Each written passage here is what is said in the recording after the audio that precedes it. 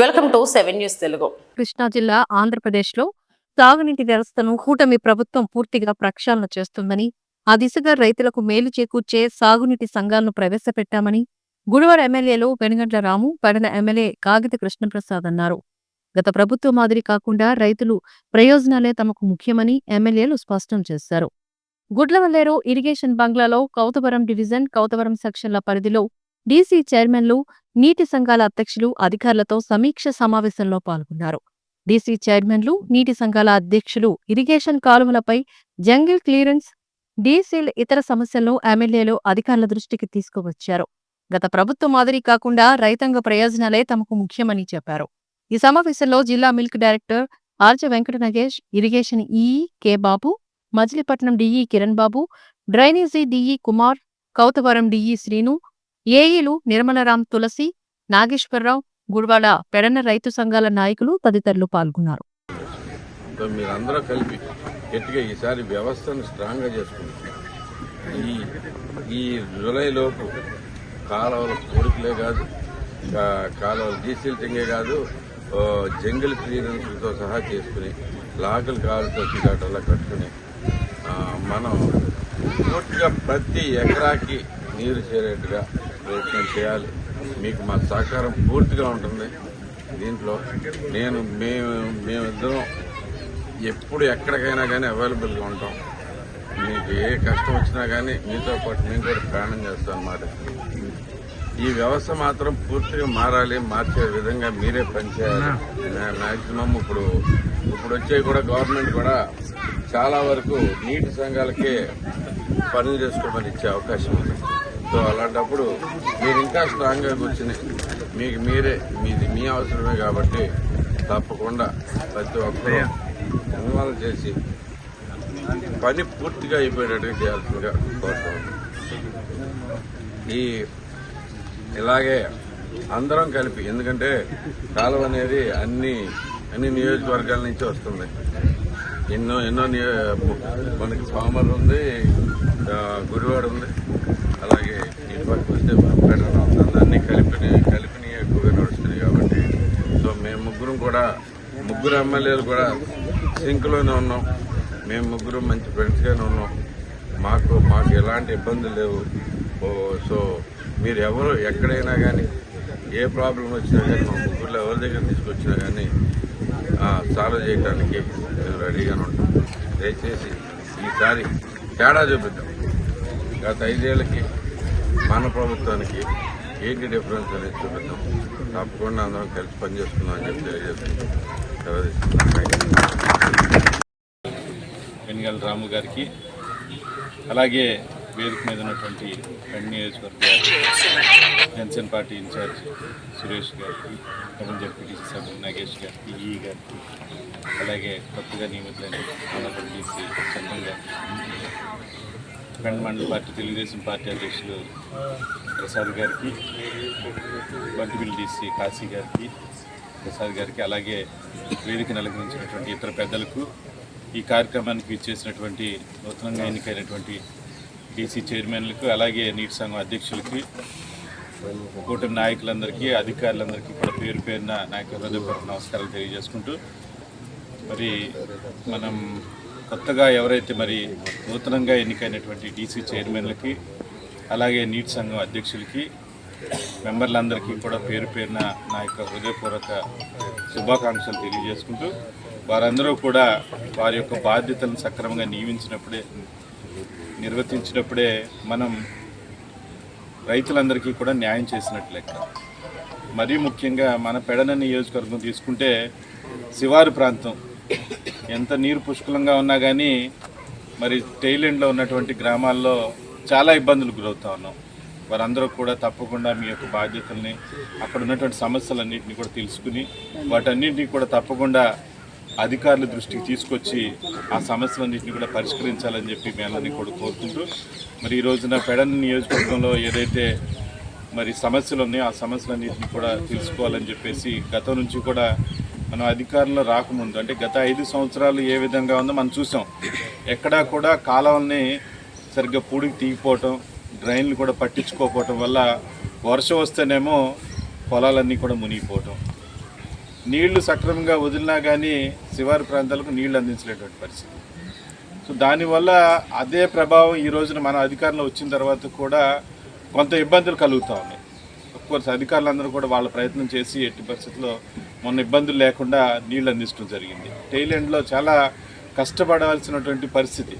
వర్షాలు వచ్చినప్పుడు కూడా వాళ్ళ డ్రైన్లన్నింటినీ కూడా మరి తూడు రిమూవ్ చేయకపోవటం కానివ్వండి, జమ్ము తొలగించకపోవటం కానివ్వండి, ఇలా చేయటం వల్ల మొన్న వచ్చినటువంటి వరదల్లో అప్పటికప్పుడు మళ్ళీ ప్రభుత్వం నుంచి మరి చంద్రబాబు నాయుడు గారు నిధులు కేటాయించడం వల్ల ఇమీడియట్గా అప్పటికప్పుడు మళ్ళీ కొంతమేర రైతులకు ఇబ్బంది లేకుండా చేయడం జరిగింది.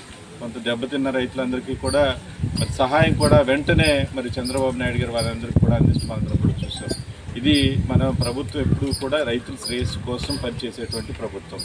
అది మనందరికీ తెలిసినటువంటి గతంలో చూసాం, ఇప్పుడు కూడా అదే తరహాలో మనం పాలన చేస్తూ ఉన్నాం.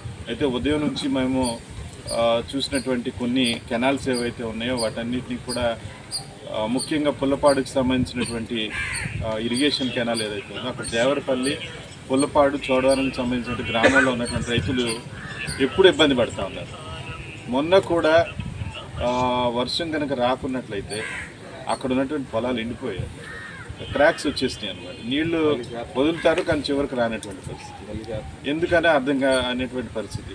సో అక్కడ ఉన్నటువంటి రైతులందరూ కూడా అక్కడ కంచడం కెనాల్ నుంచి కూడా మాకు షార్ట్ కట్ అక్కడి నుంచి నీళ్లు వదిలితే ఆ యొక్క సమస్య అనేది పరిష్కారం అవుతుందని చెప్పేసి గతం నుంచి కూడా ఎప్పటి నుంచో చెప్తా ఉన్నారు. సో దాన్ని ఈ గారి దృష్టిలో కూడా పెట్టడం జరిగింది. ఈ గారు కూడా మరి ఒకసారి మేము అందరం కూడా వెళ్ళి దాన్ని చూసి ఏ విధంగా పరిష్కరించాలని చెప్పి కూడా ఈరోజు స్వయంగా ఫీల్డ్లోకి వెళ్ళి అక్కడ చూడటం జరిగింది. అక్కడ గతంలో ఒక సైఫర్ని కూడా కట్టడం జరిగింది, కాకపోతే దాన్ని వినియోగంలోకి తీసుకురాలేదు.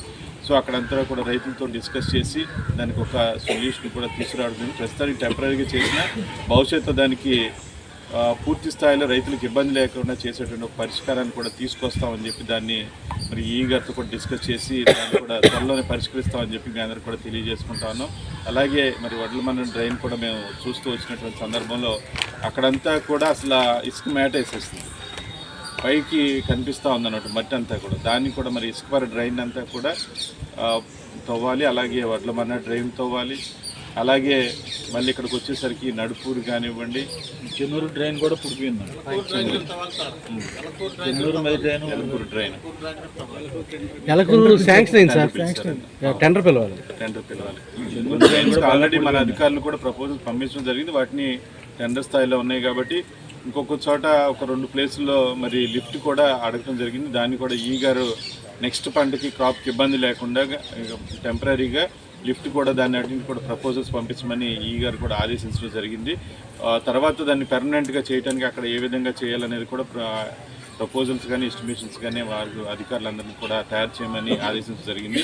తప్పకుండా రానున్న రోజుల్లో పెడన నియోజకవర్గంలో రైతులందరికీ కూడా ఎటువంటి ఇబ్బంది లేకుండా చేసేటువంటి బాధ్యత తీసుకుంటాం. తప్పకుండా మరి ఇక్కడ ఉన్నటువంటి గుడివాడ ఎమ్మెల్యే గారు రాము గారు, అట్లాగే పామర్ ఎమ్మెల్యే గారు కుమార్ రాజా గారు, ఎందుకంటే మాకు 2 నియోజకవర్గాల్లో కూడా ఆ డీసీల పరిధి అనేది 2 నియోజకవర్గాల్లో కూడా కలిసి ఉంటుంది. సో వాళ్ళతోటి కూడా కోఆర్డినేట్ చేసుకుని ఇబ్బందులు లేకుండా మనందరం కూడా రైతులందరికీ కూడా సక్రమంగా నీళ్లు అందించి ఇబ్బందులు లేకుండా చేసేటువంటి బాధ్యత మరి అధికారులందరూ కూడా ప్రత్యేకమైన దృష్టి పెట్టి ఏవైతే ఇప్పుడు ఈ రోజు చూసినట్టు సమస్యలే కాకుండా ఇంకా చాలా సమస్యలు ఉన్నాయి. వేరే కెనాల్స్లో కానీ ఇరిగేషన్ కానీ డ్రైనేజ్లో ఉన్నటువంటి కెనాల్స్ అన్నింటినీ కూడా ఒకసారి చెక్ చేయాల్సినటువంటి అవసరం మీ మీద ఉంది. అట్లాగే ఇక్కడ ఉన్నటువంటి నీటి సంఘం అధ్యక్షులందరూ కూడా వాటి మీద ప్రత్యేకమైన దృష్టి పెట్టాలి. ఎందుకంటే ఈ రోజున మనం ఇప్పటికిప్పుడు వీటన్నిటిని కూడా వాళ్ళు ఈ రోజున ప్రపోజల్స్ అనేది పెట్టేస్తూ ఉన్నారు కాబట్టి ఇమీడియట్గా మీరు రేపటిలోగానే ఎక్కడైతే సమస్యలు ఉన్నాయో వాటన్నిటిని కూడా వాళ్ళని దృష్టిలోకి తీసుకెళ్తే వాటిని ప్రపోజల్స్ పంపించి శాంక్షన్ చేయడం జరుగుతుంది. కాబట్టి మీరు దాని మీద పెద్దలు కూడా వాళ్ళందరికీ దృష్టిలో ఏ రెస్పెక్టివ్ మండలంలో ఉన్నటువంటి నాయకులందరికీ కూడా తెలియజేసి అక్కడ ఉన్నటువంటి సంఘం అధ్యక్షుల ద్వారా వాటన్నిటిని కూడా అధికారుల దృష్టికి తీసుకెళ్తే వాళ్ళు కూడా పెడతారు. ఇప్పటికే అధికారులందరూ కూడా కొన్నింటిని ప్రపోజల్స్ ఆల్రెడీ తయారు చేసి కూడా పెట్టడం జరిగింది. మేము కూడా మన బంటుబిల్లో కూడా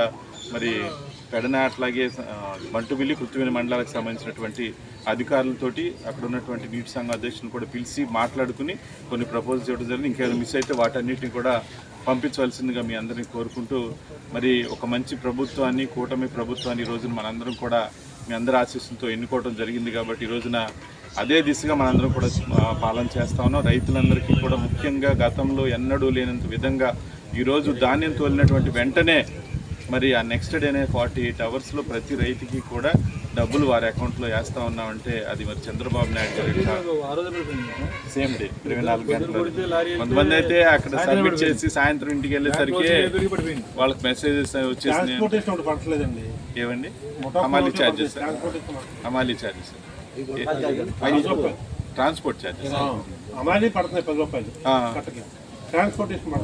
ఓకే. లాస్ట్ టైం అయితే ఆ ఇష్యూని తీసుకొచ్చారండి మన మినిస్టర్ గారు నాదెండ్ల మనోహర్ గారు కూడా వచ్చినప్పుడు ఈ ఇష్యూని తీసుకొస్తే ఇమీడియట్గా మరి అక్కడే ఆయన ఎట్టి పరిస్థితుల్లో వాళ్ళని కూడా అధికారులు ఎవరో రైజ్ చేస్తే వాళ్ళని క్యాల్కులేట్ కూడా జరిగింది. ఆ రోజైతే ఆయన తీసుకొచ్చారు అడిగితే రైస్ మిల్ వాళ్ళకి పడుతుంది.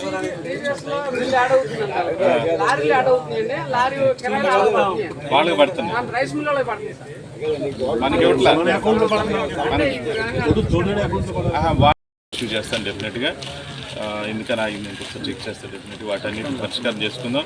ముఖ్యంగా రానున్న రోజుల్లో నెక్స్ట్ పంటకి మనందరం కూడా రైతులకు ఇబ్బంది లేకుండా సిద్ధంగా ఉండాలి అని చెప్పి మీ అందరికీ కూడా తెలియజేసుకుంటూ మరి ఈ సందర్భంగా ప్రత్యేకంగా ఒకసారి కేంద్ర ప్రభుత్వానికి కూడా మనందరం కూడా ప్రత్యేకమైనటువంటి ధన్యవాదాలు తెలియజేసుకోవాలి. ఎందుకంటే చంద్రబాబు నాయుడు గారు ఢిల్లీ వెళ్ళొచ్చినటువంటి ప్రతిసారి కూడా ఒక మన శుభవార్త అనేది ప్రతిసారి వింటా ఉన్నాం.